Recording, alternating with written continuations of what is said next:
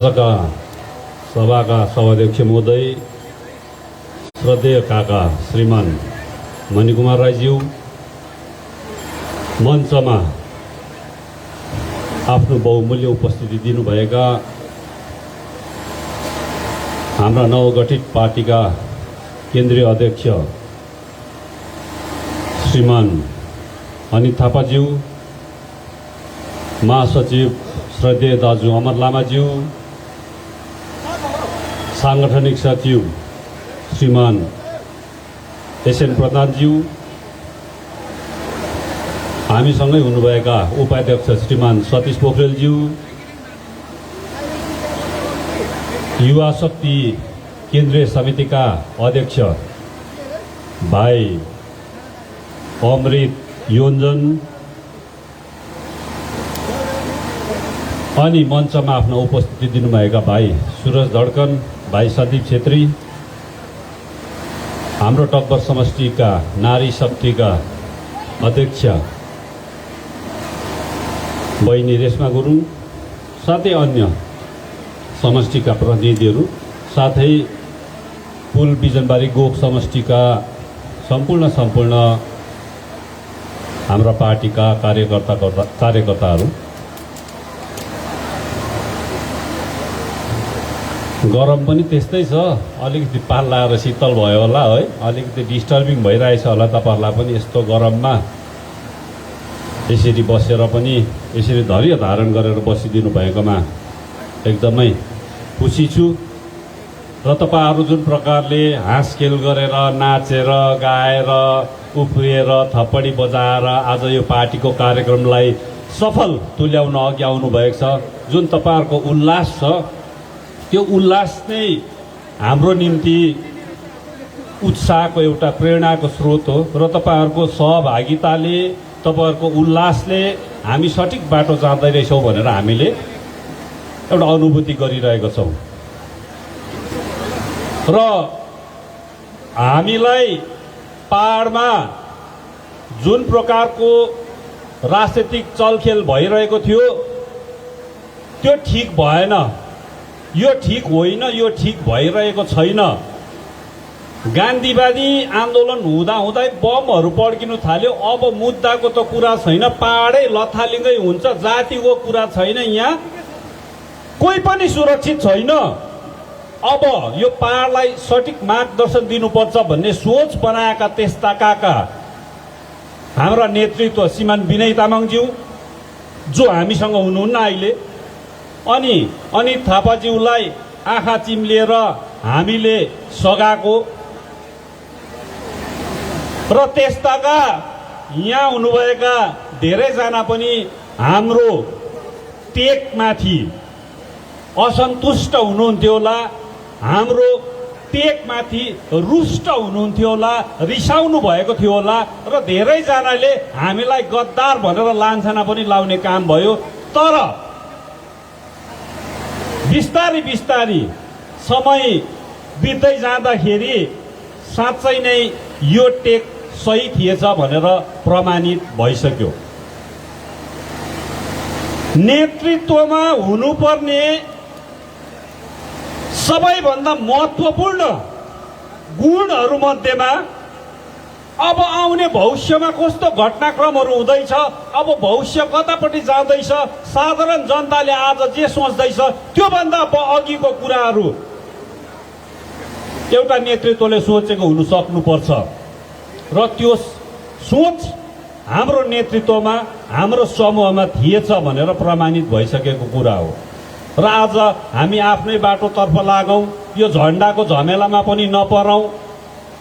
बारम्बार भन्दैछौँ, झन्डा चोर भन्यो, कुनी के भन्यो, यो झन्डाको झमेलामा लु नपरौँ।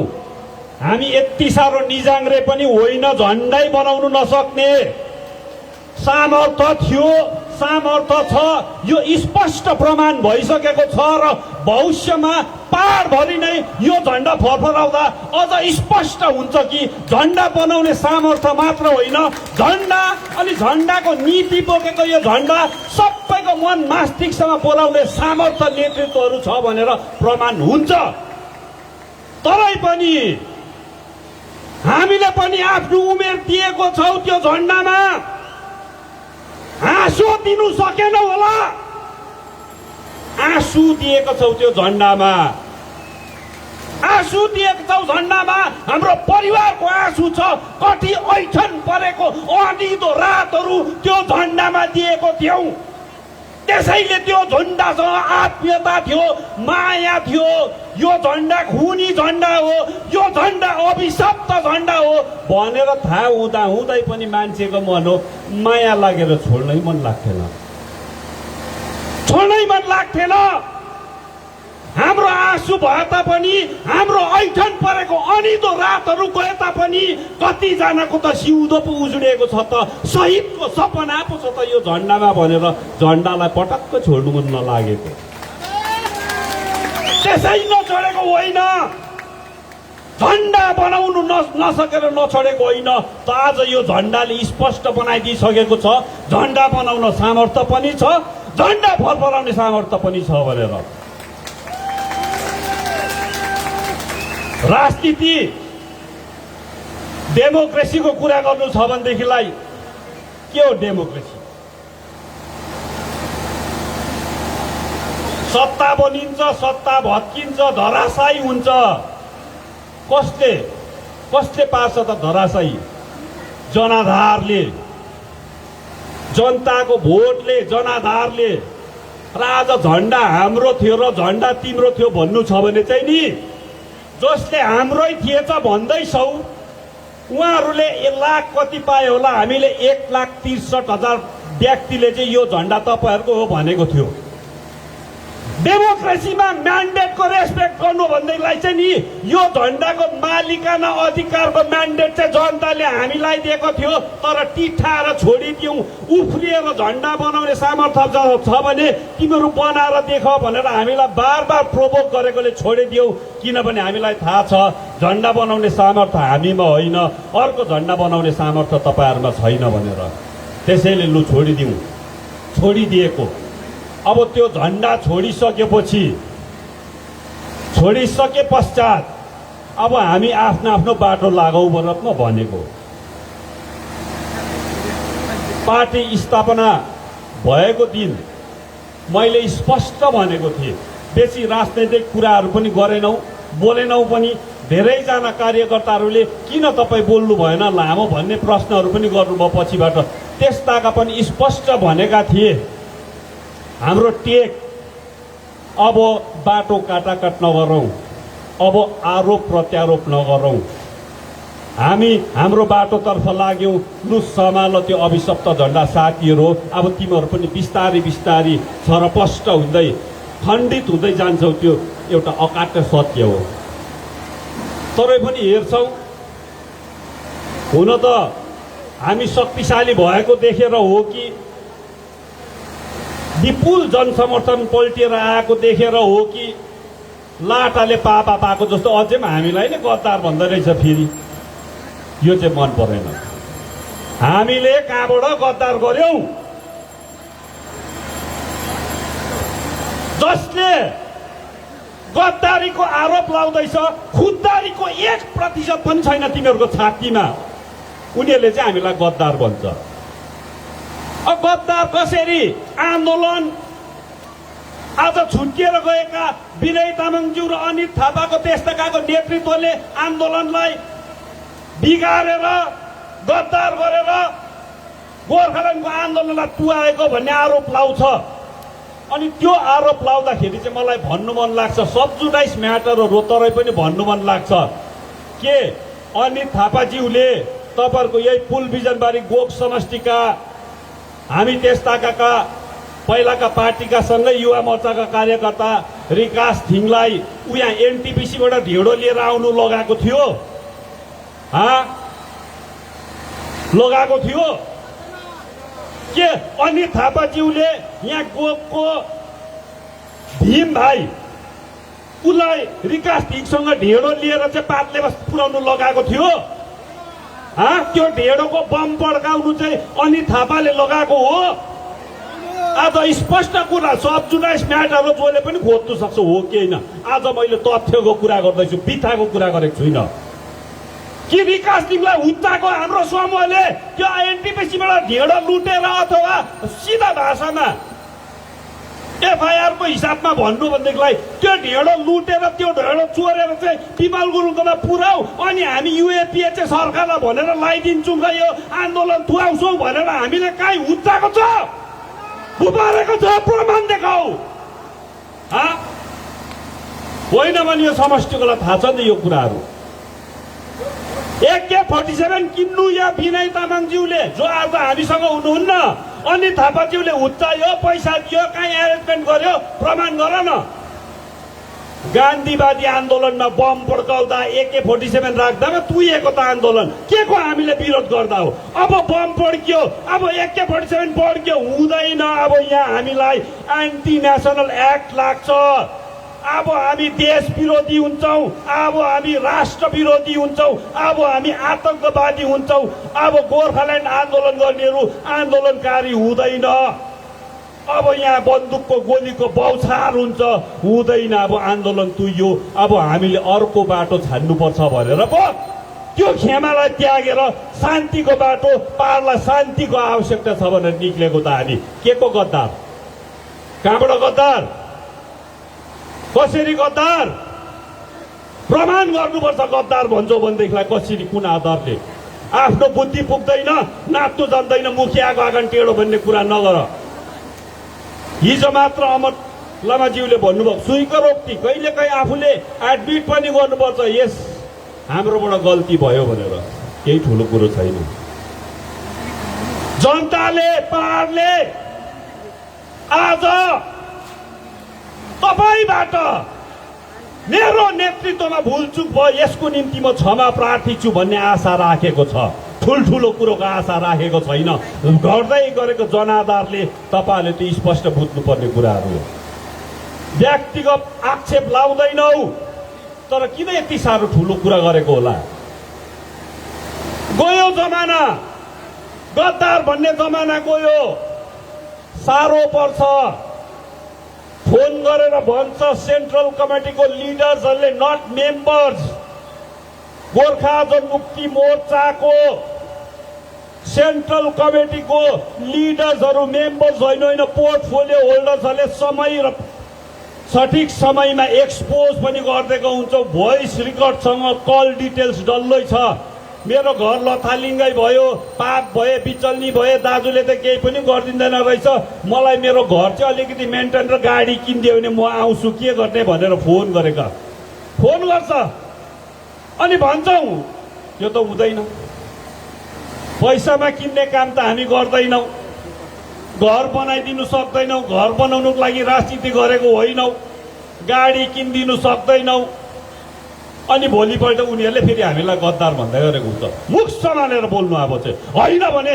तपाईँको जो जसले मसँग बात गरेको छ नेतृत्व उनीहरूको पनि म कल डिटेल्स भोइस डाटा सबै सार्वजनिक गरिदिएको हुन्छु लाखेस गर्दैछु तपाईँहरूलाई बिहाइन्ड द सिन चाहिँ लुरुक्क भएर ओके जनताको अगाडि चाहिँ आफू चाहिँ दुधको साथी भएर अरूलाई गद्दार बनाउने दुष्प्रयास नगर्नुहोस् तपाईँहरूलाई नगर्नुहोस्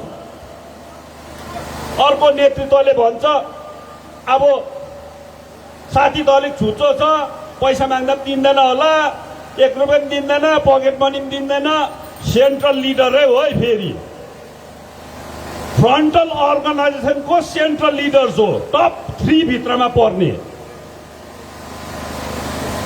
फलाना नाम भन्दिनँ हाम्रै पार्टीको फलानासँग बात मार्छु उनले चाहिँ अलिकति गोजी खर्च दियोस् न आइहाल्छु अनि पर्सिपल्ट हेर्नुपर्छ उसले फेरि हामीलाई गद्दार भन्दै गरेको जनता सचेत हुनुपर्छ अब बोल्नै पर्यो कोही बेला भन्नै पर्छ त्यसैले बार बार भन्छौँ हामी आफ्नो परिधिमा बस्छौँ अस्ति देखाइदिने नि यो फोनको त्यो हार्ड डिस्कको डेटाहरू त अर्को पक्षमा भए त अस्ति देखाइदिने अनि थापाज्यूले त्यो टेक्निकल ग्राउन्डमा पार्टीको टेक्निकल कुराहरू कोर्टको टेक्निकल कुराहरूको निम्ति रिजाइन गर्छ उनीहरू पो हत्ता लिँदै देखाउँछ ल त्यो हामीभित्र कुराहरू हो नि त त्यस्तो यहाँ पाक भए त अस्ति कतिवटा प्रेस रिलिज प्रेस के अरे कन्फरेन्स गरेर पनि देखाइदिन्थ्यो होला अनि सेन्ट्रल कमिटीकै अहिले समष्टिमा खट्दैछ। मैले त्यो त थुप्रो भाइहरूलाई पनि देखाइदिएको थिएँ। उहाँहरूले भन्यो मलाई, आहा बडो आदर गर्थ्यो यो मान्छेलाई, त धेरै राम्रो राम्रो लेखहरू लेख्थ्यो, थुइया आफूलाई थुक्नु मन लाग्यो, यस्तो पो रहेछ त है दाजु पनि भन्यो। व्यक्तिगतमा देखाइदिएको थिएँ। आफै मेसेन्जरमा मेसेज पठाउँछन्, केस मिलाइदिनु भन्यो, कुनी के भन्यो, विनय दाजुसँग भेट्छु भने त्यस्ताका। अनि अन्तमा चाहिँ होइन, मलाई समष्टि युवा मोर्चाको प्रेसिडेन्ट दिनु भने चाहिँ आउँछु भन्दाखेरि चाहिँ आउँदाखेरि चाहिँ होइन त्यस्ताकाको तपाईँलाई थाहा छ। कतिवटा कुरो पुलिसले भेरिफिकेसन गर्छ, पुलिसलाई तपाईँले भेट्नुपर्छ भन्दा डरले आएनन्। समष्टिकोहरूले पनि ठिकै छ प्रेसिडेन्ट बस्नुहुन्छ भने पहिला आएर बात त गरौँ भन्दाखेरि समष्टिकोले मलाई गुल्चे गर्यो, दाजु म आइन भनेर मेसेज पठाइरहेको छ। आज फेरि उही गोर्खाल्यान्डको आम्मामा यति डरलाग्दो सपोर्टर जस्तो भएर यस्ता दुई मुखे साँपहरू छन् र यस्ता दुई मुखे साँपहरूले अब यहाँको समाजमा, यहाँको परिवेशमा विष फैलाउने काम गर्नु हुँदैन, विष फैलाउने काम गर्नु हुँदैन। नत्र भने तपाईँहरूलाई हामी एक्सपोज गरिदिन्छौँ। हामी आफ्नो परिधिमा बसेर भन्छौँ आउ जाऊ भन्ने हुन्छ। हामी पनि धेरैलाई आउनुहोस् न, जोइन गर्नुहोस्, हामी यहाँ लाइक माइन्डेड मान्छेहरू छौँ, मिल्ने साथीभाइहरू छौँ, आउनुहोस् भन्नु अर्कै कुरा हो। डिमान्ड गरेर त्यो डिमान्ड फुलफिल नगर्दाखेरि चाहिँ भोलिपल्ट चाहिँ हामीलाई गद्दार भन्दै ठुल्ठुलो भाषण दिनु चाहिँ ठिक होइन, यो ठिक होइन। यो कुरो याद गर्नुपर्छ। र अघि तपाईँलाई भनिहाले झन्डाको विषयमा, तरै पनि हामीले त हाम्रो रेस्पोन्सिबिलिटी सम्झिएर, हाम्रो उत्तरदायित्व सम्झिएर अनित थापाज्यूले पनि चिफ मिनिस्टरसँग रिक्वेस्ट गरेर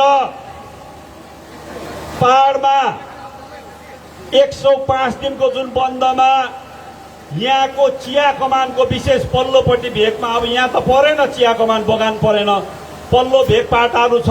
दार्जिलिङका धेरै जस्तो क्षेत्रहरू चिया बगानभित्र पर्छ र चिया बगानको श्रमिकहरूले न्याय पाएन।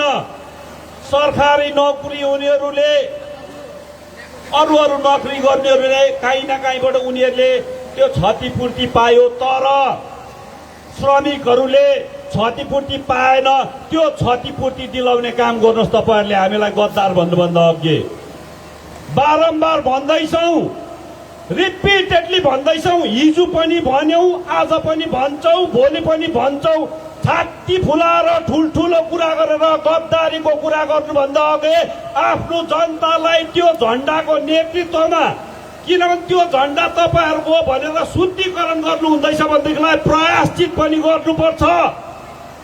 त्यो झन्डाले दिएको दुःख फर्काउनु नसके तापनि क्षतिपूर्ति तपाईँहरूले गरेको हुनुपर्छ। बिजुलीको बत्ती तिर्नु नलगाएर लाखौं रुपियाँ पुगेको, हजार रुपियाँ पुगेको त्यो बिजुलीको बत्तीको बिल तपाईँहरूले भरपाई गरिदिएको हुनुपर्छ। चेयरम्यान रिलिफ फन्ड कहाँ गयो त्यो सेकेन्डरी कुरा हो। अफिसियल लेभलमा त्यहाँको एकदमै कन्सर्न डिपार्टमेन्टले, सेक्रेटरीहरूले, इडीहरूले भनिदिइसक्नु भएको छ यो फन्ड सुरक्षित छ भनेर। त्यो कहाँ लाउनु, कहाँ नलाउनु त्यो सम्बन्धित निकायको लुकआउट हो। त्यो कुरो छोडिदिनुहोस्।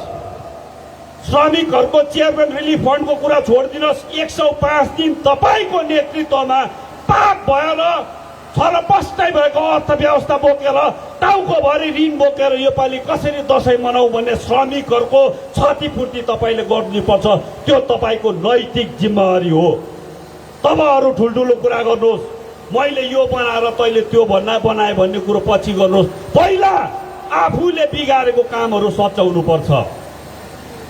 आज परिवर्तनको हावा चलिसकेको छ। यो समष्टिमा पनि नभएको होइन, सायद दार्जिलिङ महकुमा भित्रमा पर्ने समष्टिहरूमा रिम्बिक, लोधोमा र पुल बिजनबारी मात्र यस्तो होला जस्ता अनेकौं प्रकल्पहरू आएको छ। तर अफसोस हाम्रो यहाँको जनसाधारणले त्यसलाई राम्ररीसँग त्यसको लाभ लिनु सकेनन्। कतिपय नेतृत्व नै एजेन्सी भए, एजेन्सी नै नेतृत्व पनि भएको हामीले देख्दैछौँ। अब यस्तो हुनु हुँदैन, अब यस्तो हुनु हुँदैन। यो तपाईँहरूलाई हामी एकदमै भन्छौँ, हामी तपाईँहरूलाई एकदमै भरोसा दिलाउन चाहन्छौँ। अब त्यो सबै हुँदैन र धेर गरम भएकोले गर्दा तपाईँहरूलाई पनि समय बढी छ, मभन्दा पछि पनि अझ महत्त्वपूर्ण वक्ताहरू हुनुहुन्छ, त्यसैले म धेर भन्न चाहदिनँ। यही सब कुराहरू भनेर फेरि भविष्यमा कुनै समयमा अरू कुराहरू लिएर आउँछु भन्ने तपाईँहरूलाई वाचा गर्दै म मेरो भन्नुपर्ने कुरा यही शेष गर्छु। जय गोर्खा, जय गोर्खाल्यान्ड।